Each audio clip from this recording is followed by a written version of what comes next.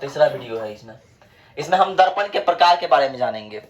अब तक हम पढ़े कि गोलीय दर्पण होता क्या है और गोलीय दर्पण के कौन कौन से भाग होते हैं। तो हमने पढ़ा गोलीय दर्पण की त्रिज्या ही होती है। गोलीय दर्पण का एक केंद्र होता है, इसको वक्रता केंद्र बोलते हैं, और गोलीय दर्पण की त्रिज्या होता है वक्रता त्रिज्या बोलते हैं। उसमें एक प्रधान अक्ष होता है जो बीचों बीच गोलीय दर्पण को काटती है ना, उसे क्या बोलते हैं? प्रधान अक्ष बोलते हैं। इतना बात हम लोग जाने हैं। तो आज हम जानेंगे दर्पण के प्रकार कितने होते हैं। सामान्यतः दर्पण दो प्रकार के, कितने प्रकार होते हैं? दो प्रकार के। पहला है अवतल दर्पण जिसे कॉन्केव मिरर कहते हैं, और दूसरा है उत्तल दर्पण जिसे कॉन्वेक्स मिरर कहते हैं। कोई दिक्कत? अब सर अवतल दर्पण है क्या, तो उनके बारे में हम लोग बात करेंगे। तो अवतल दर्पण गोलीय दर्पण का वह भाग जिसका परावर्तक सतह धसा हो उसे अवतल दर्पण कहते हैं। धसा होना, परावर्तक सतह का मतलब होता है जिस सतह पे आप अपना चेहरा को देखते हैं। आप लोग जब मिरर देख के आए हैं, आज आईना देख के आए होंगे सब, तो आईना के आगे खड़े थे कि पीछे खड़ा थे? आगे। आगे क्यों खड़ा थे? क्योंकि वो ही उस आईने का परावर्तक सतह है, ठीक है ना। जिस बगल पेंट किया हुआ है, रंजित किया हुआ है, वो भाग परावर्तक सतह नहीं है, क्योंकि उस बगल में आपका फोटो उसमें नहीं बनेगा, आपका इमेज उसमें नहीं बनेगा। तो वही बात है। तो यहाँ क्या कहता है, अवतल दर्पण परावर्तक सतह के तहत धसा हुआ है, ऐसा आईना है, ध्यान दो, ऐसा, ध्यान देख रहे हैं ना, धसा हुआ टाइप का, समझ रहे हो ना? ठीक है। तो वही बोला। अब इसमें एक चीज बता दिया कि इसका वास्तविक तथा आभासी दोनों प्रतिबिंब बनता है। ऐसा दर्पण में वास्तविक प्रतिबिंब और आभासी प्रतिबिंब दोनों प्रकार प्रतिबिंब बन सकता है। अब दूसरा बात है, सर चित्र ऐसा हो गया क्या कि यहाँ कोई आदमी रहेगा, इसका फोटो बन सकता है, इधर यहाँ पे फोकस होगा, यहाँ लौटेगा, यहाँ से जहां जाके मिलेगा उस जगह होगा प्रतिबिंब बन जाएगा, है ना। बताएंगे कैसे कैसे बनना है, प्रतिबिंब बनाना है, सब चीज बताएंगे भी हम। अब आते हैं उत्तल दर्पण की ओर आते हैं। तो गोलीय दर्पण का वह भाग जिसका परावर्तक सतह उठा है, ऐसा है, ये ऐसा था और ये ऐसा है, ध्यान से देखना, हाथ समझो, ये ऐसा है कलर से, ये वाला भाग हम फोटो देख रहे हैं और पीछे क्या ऐसे उठा हुआ है, समझे बात ना। तो ये क्या हो गया, ये हो गया उत्तल दर्पण। लेकिन इसमें बोला क्या गया है, इसमें सिर्फ आभासी प्रतिबिंब बनता है, काल्पनिक प्रतिबिंब बनता है, रियल इमेज नहीं बनता है। कोई दिक्कत? अब जब अवतल दर्पण जान गए, उत्तल दर्पण जान गए, तो फोकस के बारे में अंदर फोकस होता क्या है। तो हम आते हैं सर अवतल दर्पण का फोकस क्या है। किसी अवतल दर्पण का फोकस उसका मुख्य अक्ष पर वह बिंदु है।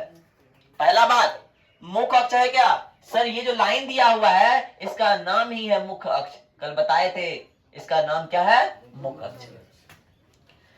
मुख्य अक्ष पर वह बिंदु है, बिंदु ढूंढना है, इस अक्ष पर कोई बिंदु ढूंढना है जहां मुख्य अक्ष के समांतर, इसके समांतर एक किरण जा रही है और जाके गई और टकरा के लौट गई, लौट के कहां मिली, इस बिंदु पे, यहां मिली, यहां मिले ना। इसीलिए इसे कहेंगे अवतल दर्पण का फोकस। क्या कहेंगे कि समांतर आती किरणें दर्पण से परावर्तन के बाद मिलती है, कहां मिलती है, यहां मिलती है। आई बात समझ में? अब आते हैं उत्तल दर्पण का फोकस बात करते हैं। सेम वही बात बोल रहा है, मुख्य अक्ष पर वह बिंदु, जिस बिंदु पर, लेकिन उसमें आता हुआ मिलता हुआ दिखता है, लेकिन इसमें मिलता हुआ प्रतीत होगा, उसको लगेगा पीछे बन रहा है इमेज। एक उत्तल दर्पण में इमेज हमेशा पीछे बनता है, जब पीछे बनता है इसलिए यहाँ काल्पनिक प्रतिबिंब बनेगा और इसका फोकस कहाँ होगा, इस जगह होगा। कोई दिक्कत? तो सर आप मुख्य अक्ष का फोकस समझ में आ गया, तो फोकस दूरी क्या होगा। तो फोकस जब समझ आया, फोकस दूरी भी होगा ना। तो फोकस क्या है, दर्पण के ध्रुव से फोकस तक की दूरी को फोकस दूरी कहते हैं। मतलब यहां से लेकर यहां तक का जो दूरी है, ध्रुव का दूरी है, ये मेरा फोकस दूरी हो गया। यहां से लेके यहां तक का जो दूरी है, ये फोकस दूरी हो गया। क्या हो गया, फोकस दूरी। कोई दिक्कत? मतलब इतना बात समझ में आ गया। आगे हम और बताते हैं, ठीक है, ऐसा समझ में रहे।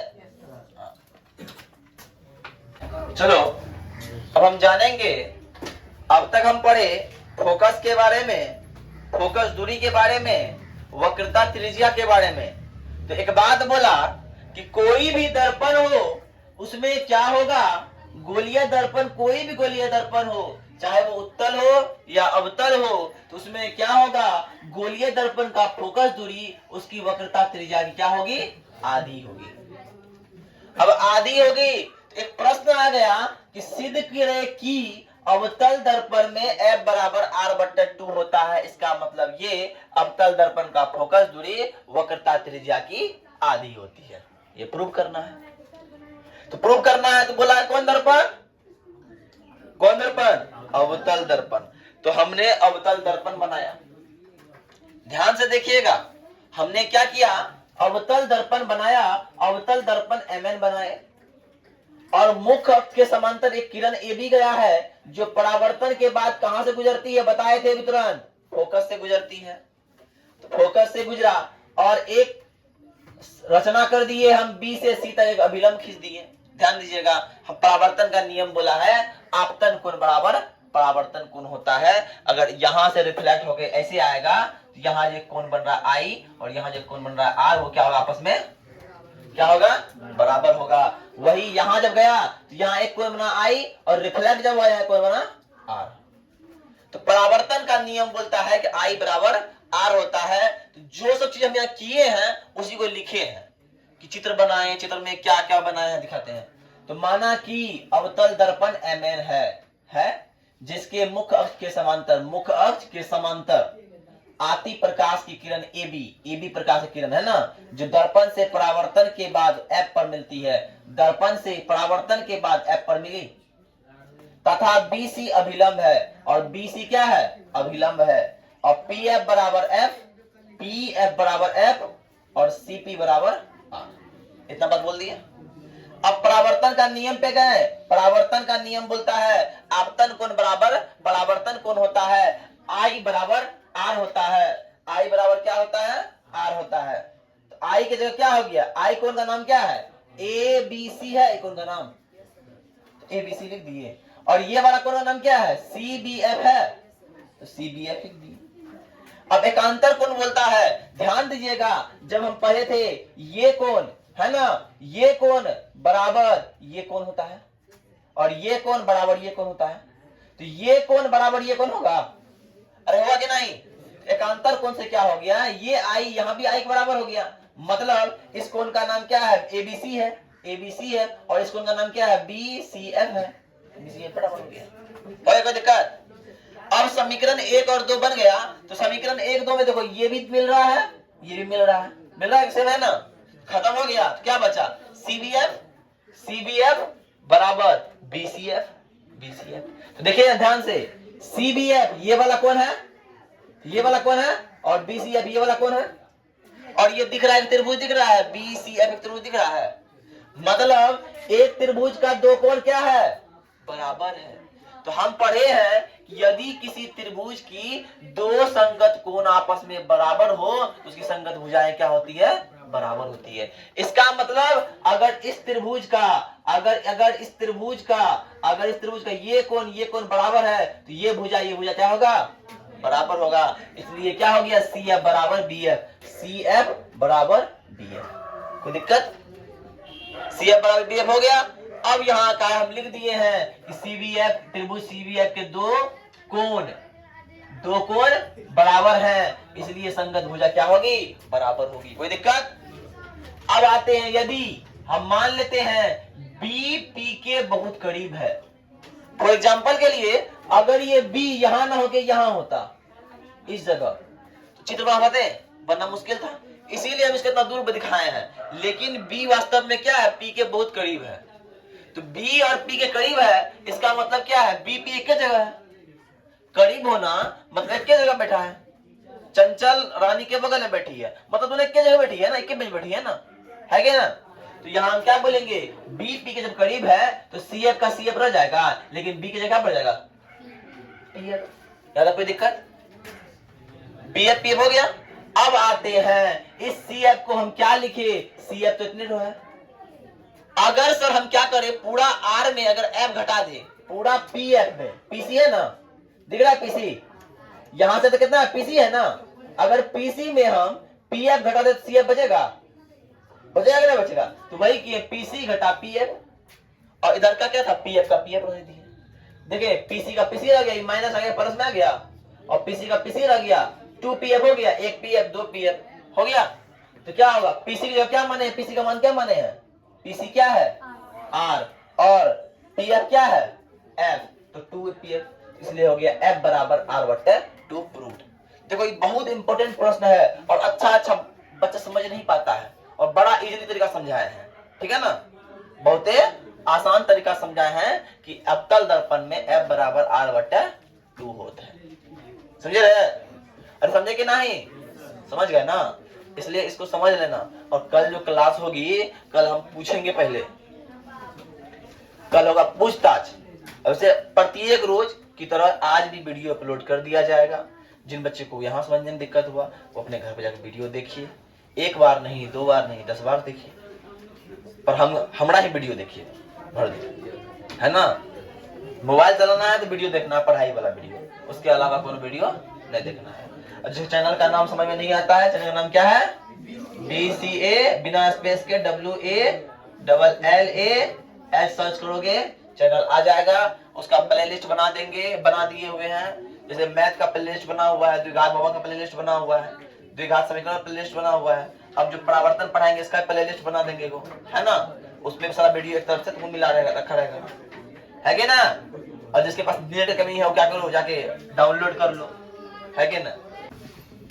चलिए इससे पहले हम लोग गोलीय दर्पण के बारे में जाने, गोलीय दर्पण के बारे में जाने, पता किए कि एफ बराबर आर बट्टा 2 होता है, मतलब फोकस बराबर वक्रता केंद्र वक्रता त्रिज्या बट्टा 2 होता, जान चुके हैं। तो अब हम जानेंगे कि अवतल दर्पण में विभिन्न जगहों पर अगर वस्तु को रखते हैं उसका प्रतिबिंब कैसा बनता है ना। तो उसको बोलेंगे गोलीय दर्पण के किरण आरेख एवं बनावट है, तो उसमें अवतल दर्पण का हम लोग जिक्र करते हैं। तो अवतल दर्पण के विभिन्न जगहों पर हम वस्तु रखेंगे और विभिन्न जगह पर प्रतिबिंब निकालेंगे और प्रतिबिंब की स्थिति जानने का प्रयास करेंगे। सही बच्चे, कॉपी किताब बंद करके पहले यहाँ देखेंगे, ठीक है, उसके बाद लिखना पूछते हैं, ठीक है। तो यहाँ देखिए हम बोल रहे हैं जब वस्तु कहाँ है, जब वस्तु को अवतल दर्पण के ध्रुव और फोकस के बीच रखा जाए। तो ध्रुव मतलब ये P जो है क्या है, ये P ध्रुव है और फोकस F है, इसके बीच जब वस्तु को रखते हैं, एक वस्तु है जिसका नाम है AB, जब AB वस्तु को रखते हैं तो उसका प्रतिबिंब जो है, देखिए ध्यान दीजिएगा, पहला बात प्रतिबिंब बनने के लिए क्या करना है, ध्यान समझिए, जब कोई वस्तु का प्रतिबिंब बनाएंगे तो वस्तु से निकलने वाली पहली किरण दर्पण के पास जाएगी, चले गई, दर्पण के पास जाने के बाद वहां जो फोकस जहां पे है फोकस से टकराएगी, चले गई, और वक्रता केंद्र से गुजरेगी। समझे बात ना। पहला बात, दर्पण से निकला प्रकाश की किरण, वस्तु से निकला प्रकाश की किरण दर्पण पर टकराती है, टकराने के बाद फोकस से गुजरती है और एक किरण वक्रता केंद्र से गुजरती है, ठीक है। सब में वही काम किए हम। तो पहला काम, ये दर्पण से टकराई और टकरा के पुनः लौट गया कहां पे, फोकस पर लौटा, और एक किरण वक्रता केंद्र से गया। और जब ये सीधे इधर आ रहा है, इसको मिलने की संभावना दिख रहा है, कभी ये तो फैलते जा रहा है, मिल सकता है, कभी मिल नहीं सकता है, तो इसको हम एक चांस बनते हैं आगे भी मिल सकता है, तो आगे हम रेकरिंग लाइन से इसको मिला देते हैं। लेकिन जब ऐसा बनता है तो दर्पण के आगे बना, दर्पण के पीछे बना है, पीछे बना है। जब दर्पण के पीछे कोई चेहरा बनता है तो काल्पनिक चित्र का चेहरा बनता है, आभासी बनता है। कैसा बनता है, हम लोग सुबह सुबह जो आईना देख के आए हैं, आईना के आगे हम थे या पीछे हम थे, आगे देख, मेरा जो इमेज था कैसा आईना के पीछे था, मेरा जो चेहरा बना आईना के आगे बना या पीछे बना, पीछे बना, इसलिए वहां पे कौन प्रतिबिंब बना था, वहां बना आभासी प्रतिबिंब, काल्पनिक प्रतिबिंब। और यहाँ पे भी क्या हो रहा है, पीछे बन रहा है, इसका मतलब काल्पनिक बन रहा है। बात क्लियर। अब हमको बोलना प्रतिबिंब की स्थिति क्या है, वस्तु मेरा छोटा था, प्रतिबिंब मेरा बड़ा हो गया। तो पहला बात, वस्तु AB है, ध्यान देना, AB इधर, AB इसका भी AB इधर है ना, ऐसा नहीं कि उल्टा हो गया, मुंह पैर हो गया, पैर मुंह हो गया, ऐसा हुआ है, नहीं हुआ है, इसलिए पहला केवल सीधा बनेगा। दूसरा बात, वस्तु की अपेक्षा क्या बना है, बड़ा बनेगा, और दर्पण के पीछे बना क्या बनेगा, आभासी बनेगा और कहां बना है, दर्पण के पीछे बना है। इससे समझ में आ गए। अब दूसरा बातें हैं, जब वस्तु को अवतल दर्पण के फोकस पर स्थित रखा जाए, ये अवतल दर्पण का फोकस है और फोकस पे ही एक वस्तु हम रख दी, क्या, ए और बी नाम का, तो वो क्या करेगा, पहला किरण दर्पण से परावर्तन के बाद फोकस से गुजरेगी और दूसरा किरण वक्रता केंद्र से जब गुजरती है तो ये एक समांतर लाइन निकलता है जो जिंदगी में कभी मिलेगा नहीं। जब कभी नहीं मिलेगा तो हम मानते हैं जो कहीं ना मिले वो अनंत में मिल जाएगा, है कि ना। अगर इस जन्म में हम तुम ना मिले तो अनंत में जरूर मिलेंगे, समझ रहे हो ना। तो ये दोनों लाइन यहाँ जब नहीं मिल पा रहा है तो ये कहाँ मिलेगा, अनंत पर मिलेगा। और अनंत पर जब मिलेगा तो वहां क्या करेगा, इमेज बनाएगा, वहां पे प्रतिबिंब बनाएगा। वहां क्या बनाएगा, प्रतिबिंब बनाएगा। सुनता है ना, हमारे नसीब में मिलना नहीं रहता कोई बात नहीं, हम लोग जन्नत में मिलेंगे, है कि ना, होता है ना। तो चलो, तो ये क्या, अब पहला बात ध्यान रखना, तो ये कहाँ मिला है, ये मिला है अनंत पर। कहाँ मिला है, तो प्रतिबिंब कहाँ बनेगा, रे, अनंत पर बनेगा। जब अनंत पर बनेगा तो जिंदगी में बहुत बड़ा लम्हा निकल जाएगा, बहुत समय निकल जाएगा, बहुत बड़ा टाइम होगा। इसका मतलब प्रतिबिंब बहुत बड़ा बनेगा, प्रतिबिंब बहुत बड़ा बनेगा, तो बहुत बड़ा बन गया। अब ध्यान देना, ए बी इधर था, अब प्रतिबिंब नीचे बन रहा है कि नहीं, नीचे मतलब उल्टा, तो प्रतिबिंब उल्टा बनेगा। और दर्पण के आगू बन रहा है, पिछू बन रहा है, आगू बन रहा है, इसका मतलब वास्तविक बनेगा। कोई दिक्कत। अब तीसरा फंडामेंटल है, जब वस्तु को अवतल दर्पण में वक्रता केंद्र और फोकस के बीच रखा जाए। जब वस्तु को अवतल दर्पण के वक्रता केंद्र ये है सी और फोकस ये है, इसके बीच में वस्तु रख दी, किसका नाम, ए बी नाम का वस्तु। बात वही हमको पता है, हमको सब सिखाए हैं कि जब वस्तु से निकलने वाला पहला प्रकाश किरण दर्पण पे परावर्तन के बाद कहां से गुजरती है, तो फोकस से गुजरती है। कहां गुजरती है, फोकस से गुजरी। और एक किरण कहां से गुजरती है, वक्रता केंद्र से गुजरती है और वो यहाँ मिलती है। जब वो यहाँ मिलती है, जब उसका मिलन होता है तो प्रतिबिंब बन जाता है। जब दो लाइन मिल गया तो क्या बना, प्रतिबिंब बन गया। और प्रतिबिंब देखिए कैसे बना है, तो पहला बात, वस्तु इतना छोटा था, प्रतिबिंब इतना बड़ा बना। वस्तु सीधा था, प्रतिबिंब उल्टा बना है, तो प्रतिबिंब उल्टा बनेगा। कहां बनेगा, उल्टा बनेगा। अब प्रतिबिंब बना कहां है, तो वक्रता केंद्र यहां है, इसके बाद वाला जगह को पता नहीं है, तो वो अनंत है। जिस रास्ते का छोर पता नहीं तो वो क्या है, वो अनंत है। तो मतलब वक्रता केंद्र और अनंत के बीच बनेगा। और कैसा बना है, इससे बड़ा बना है। और आगू बना है, पीछे बना है, आगू बना है। आगे जो बनता है उसको बोलते हैं वास्तविक प्रतिबिंब। क्या समझ में आई, यस या नो, हाँ। देखो इतना आसान था, ठीक है। और इसको बनाना, हम लोग बनाना कैसे बनाएंगे, वक्रता केंद्र मान के ज्योमेट्री से जो होता है ऐसे खींचेंगे, ठीक है। उसका आधा कर देंगे, फोकस होता है, हम लोग पढ़े भैया, वक्रता त्रिज्या की आधी होती है फोकस। कोई दिक्कत, अरे फिजिक्स ना बड़ा तगड़ा चीज है। तुम लोग बोले सर इतना रात चीज पढ़ाया ना सर, दिमाग में घुस गया, तो रटने की कोई जरूरत ही नहीं पड़ेगा फिजिक्स में, समझे। चलिए अब क्या बोल रहा है, जब वस्तु को अवतल दर्पण और अवतल दर्पण के वक्रता त्रिज्या पर ही रखा जाए। अब तक हम लोग वस्तु कहाँ रखे, वस्तु को विभिन्न जगहों पर रखें, लेकिन इस बार वक्रता त्रिज्या पर ही रखते हैं। तो रखते हैं, एक किरण गया दर्पण से परावर्तन के बाद फोकस से लौटा और दूसरा वक्रता त्रिज्या पे ही लौटा, है कि ना। जब लौटता है एक इमेज बनता है, यहाँ पे कहाँ बनता है, तो वक्रता त्रिज्या पर ही बनता है। कैसा बनता है, उल्टा बनता है। और कैसे किधर बनता है, आगे बनता है। बात समझ आ रही है। तो पहला बात, प्रतिबिंब की स्थिति की बात करें तो प्रतिबिंब कैसा बनेगा, उल्टा बनेगा। कहां बनेगा, तो वक्रता त्रिज्या पर बनेगा। कैसा बनेगा, तो वस्तु के बराबर बनेगा, ना तो बड़ा बनेगा ना तो छोटा बनेगा। और कैसा बनेगा, जब दर्पण के सामने बन रहा है तो वास्तविक बनेगा। यही बात हमको आप लोग को समझाना था। कोई दिक्कत, चलिए